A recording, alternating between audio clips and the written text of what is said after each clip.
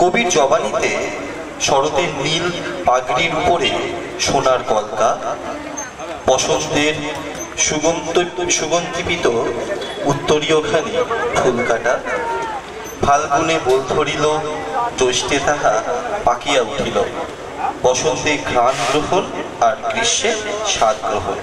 তবে বর্ষা কবির ঋতু।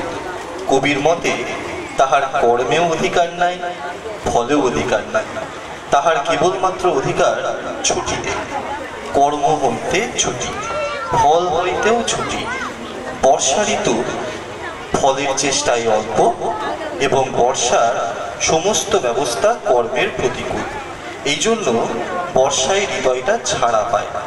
প্রকৃতির 6 ঋতুতে কবির 7 রং মিশিয়ে যে রামধনু তৈরি করেছি তার নাম রেখেছি ঋতু রামধনু।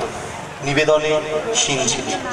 নৃত্যে অংশ নিচ্ছে প্রত্যুষা মণ্ডল, আহিলি মণ্ডল, শ্রেয়সী দাস, শুভশ্রী পাল, অনিশা সাহা, নবমিতা সাহা, প্রকৃতি মণ্ডল, মীনাক্ষী মণ্ডল, বর্ষা মুখার্জি ও সুতনুকা ঘোষ।